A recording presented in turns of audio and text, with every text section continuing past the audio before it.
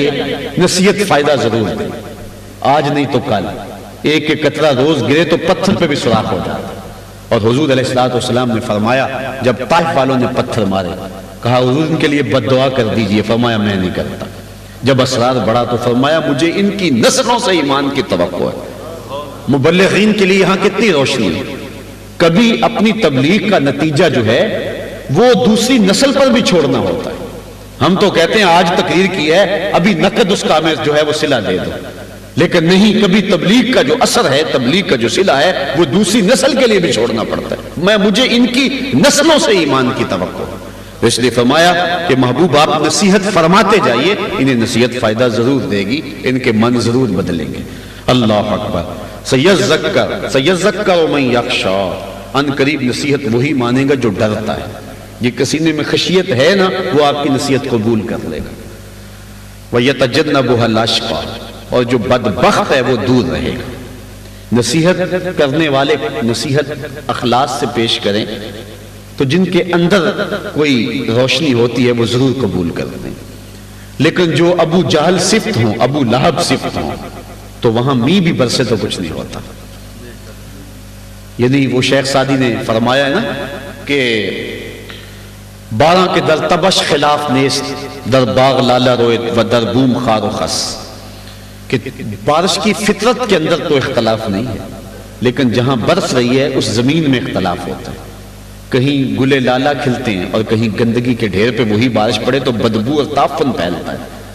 حضور علیہ السلام جو پیغام لے کر کے آئے ہیں وہ لوگوں تک پہنچایا۔ اگر زمین ٹھیک تھی، بنجر نہیں تھی، خوبصورت تھی، تو پھر صداقت کے پھول کھلے، عدالت کے پھول کھلے، سخاوت کے پھول کھلے، ولایت کے پھول کھلے۔ کوئی ابو بکر و عمر کو، عثمان والی کو بلال حبشی بنا، لیکن زمین بنجر تھی تو پھر ابو جہل اور ابو لہب بنے۔ اس لیے کہا کہ جو خشیت رکھنے والا ہے وہ تیری نصیحت کو محبوب ضرور قبول کر لے گا۔ وَيَتَجَنَّبُهَا الْأَشْقَى، اور جو بدبخت ہے وہ دور رہے گا۔ اب وہ دور رہے گا تو بس اس کے لیے اتنا ہی کافی ہے؟ کہا نہیں، الَّذِي يَصْلَى النَّارَ الْكُبْرَى، پھر وہ ہے جس کو بڑی آگ میں ڈالا جائے گا۔ جس آگ کو اللہ بھی بڑی کہہ رہا ہے وہ کتنی بڑی ہوگی۔ ابن رجب حنبلی لکھتے ہیں کہ اگر جہنمی کو جہنم سے نکال کے اس دنیا والی آگ میں ڈالا جائے تو اس کو نیند آ جائے، اس آگ کے مقابلے میں یہ آگ اتنی سرد ہے، وہ 70 گنا تیز ہے اس آگ سے۔ یہ آگ تو صرف جلاتی ہے، وہ لوگ کی طرح چپک بھی جاتی ہے۔ اللہ اکبر۔ تو فرمایا وہ بڑی آگ ہے، اس آگ کے اندر اس کو ڈالا جائے گا۔ تو جب آگ کے اندر ڈالا جائے گا وہ ایک دم جو ہے وہ جل کے راکھ ہو جائے گا؟ کہا نہیں، ثم لا يموت فیہا، وہ اس آگ میں مرے گا نہیں، یہ اس کو سزا ہوگی کہ وہ مرے گا نہیں۔ اچھا مرے گا نہیں تو جیے گا؟ کہا ولا یحیا، جیے گا بھی نہیں۔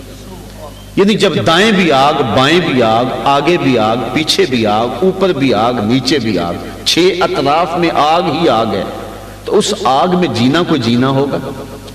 تو پھر مر جائیں تو جان چھوٹ جائے، موت بھی نہیں ہوگی۔ حدیث میں آتا ہے کہ جنت میں جنتیوں کو ایک ہی ڈر ہوگا، ایک ہی خدشہ ہوگا، کہیں موت نہ آ جائے۔ یہ موج لگی ہوئی ہے، یہ بہاریں، یہ مائے معین، کوثر، تسنیم، یہ چشمے، یہ جنت کی حسین وادیاں، یہ جو ہے وہ خیام، یہ حوریں، یہ غلمان، یہ رضوان جنت، یہ دیدار الہی، کہیں موت نہ آ جائے۔ ایک ہی ڈر ہوگا، ایک ہی کھٹکا ہوگا۔ اور جہنمیوں کو صرف ایک ہی امید ہوگی، اور وہ کیا؟ کبھی موت آ جائے تو جان چھوٹ جائے۔ پھر اللہ تعالیٰ مینڈے کی شکل میں موت کو لائے گا۔ جنتی جنت سے اور جہنمی جہنم سے دیکھ رہے ہوں گے، لمبی لمبی گردنیں نکال کے، پھر مینڈے کی شکل میں لائی گئی موت کو ذبح کر دیا جائے گا۔ پھر جہنمی ابدی جو ہیں وہ دکھوں میں چلے جائیں گے، اب تو موت بھی مر گئی ہے، اب تو موت بھی نہیں آئے گی۔ اور جنتی جو ہیں وہ ابدی خوشیوں میں چلے جائیں گے، اب تو موت بھی نہیں آ سکتی۔ اللہ کا شکر ہے کہ اب یہ عزتیں، یہ شان و شوکت دائمی اور ہمیشہ رہنے والی ہے۔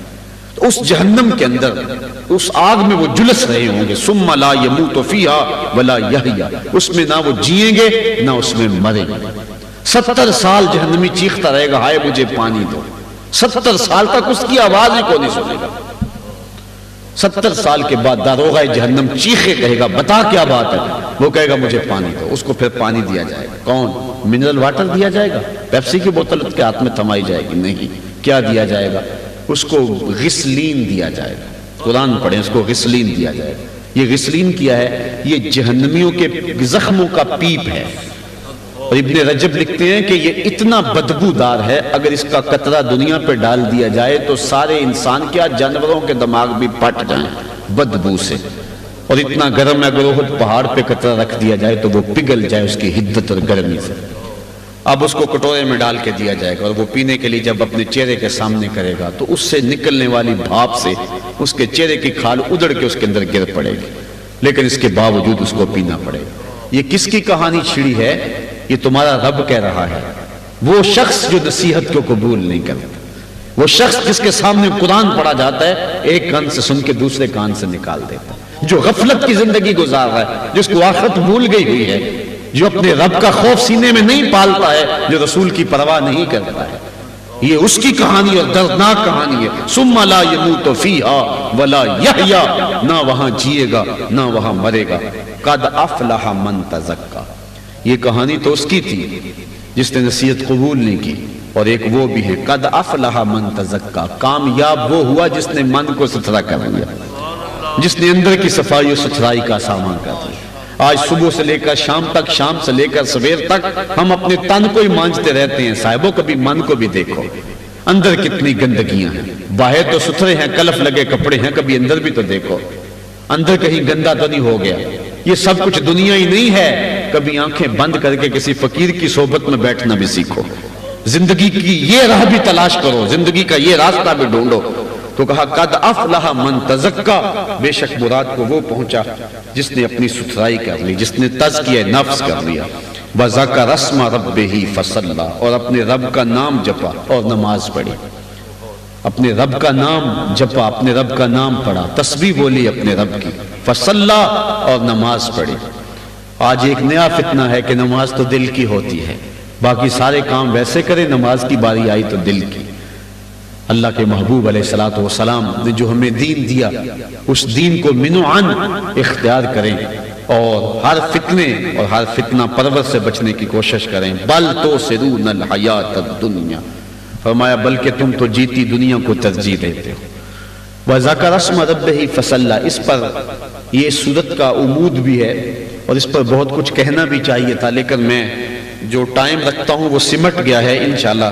اب چونکہ ہر ماہ 1 سال تک یہاں حاضری رہے گی، تو انشاءاللہ تو اس عنوان سے پھر کبھی کے سامنے رکھوں گا۔ اب آگے جو ہے وہ سورت کو ہم مکمل کر لیتے ہیں۔ بل تؤثرون الحیات الدنیا، انسان کی فطرت کو بیان کیا۔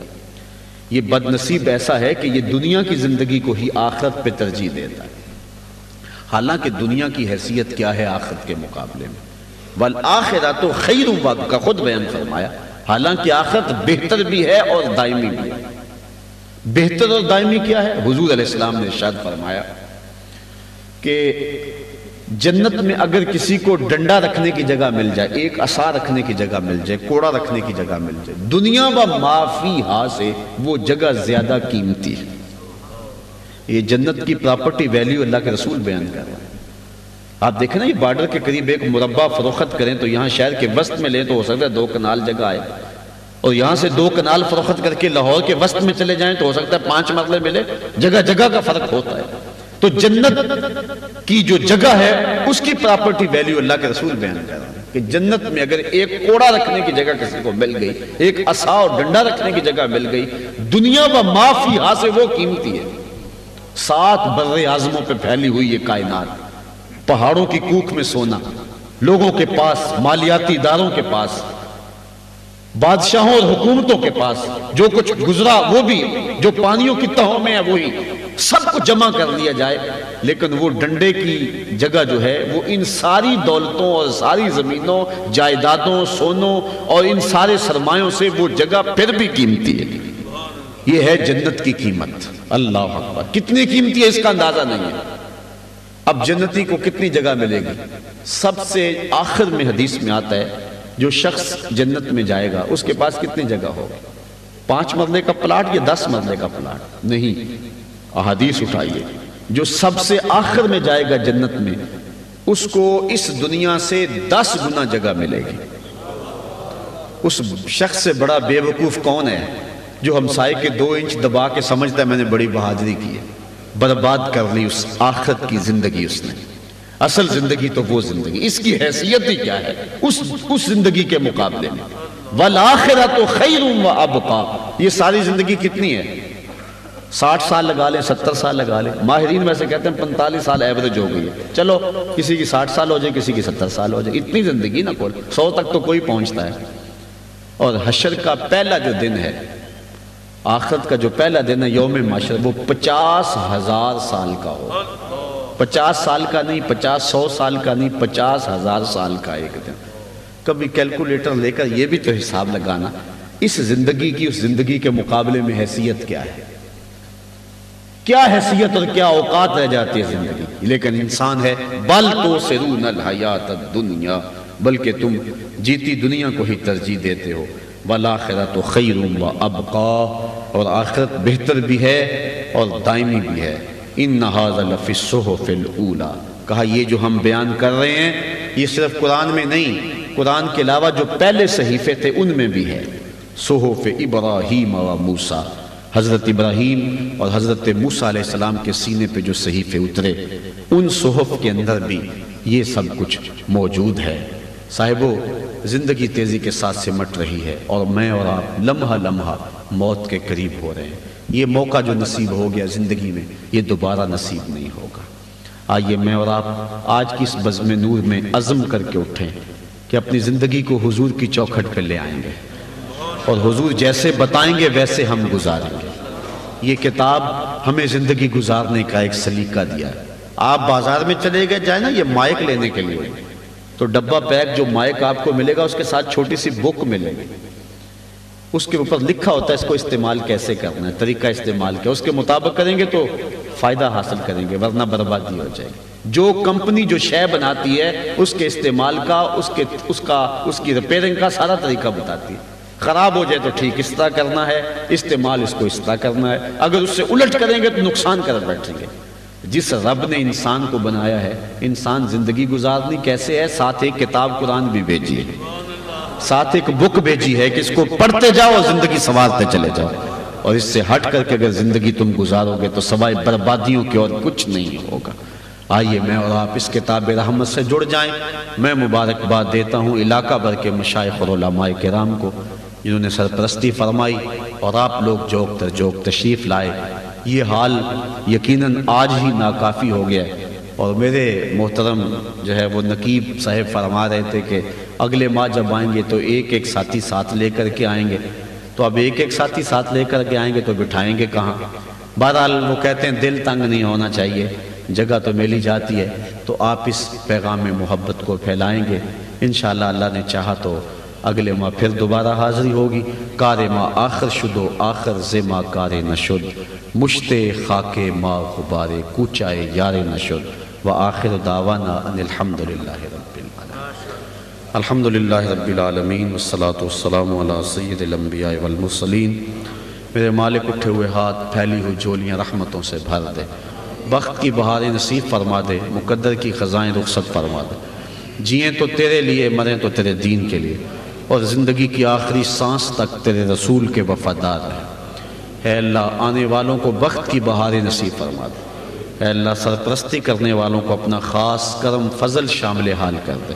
اے اللہ جن نوجوانوں نے آج کے اس درس قرآن کا اہتمام کیا، میرے مالک ان کے لیے بہتریوں کے سامان پیدا کر دے. اے اللہ ان کے جذبوں کو مزید جوانی نصیب فرما، اور اے اللہ ان کی مسائی اپنی بارگاہ میں قبول فرما. میرے وطن کو امن دے دے، یہاں دہشت گردی کے سلگتے الاؤ ٹھنڈے کر دے اور امن کی بہاریں پیدا فرما. وصلی اللہ تعالی علی النبی الامین وآلہ وصحبہ اجمعین برحمتک یا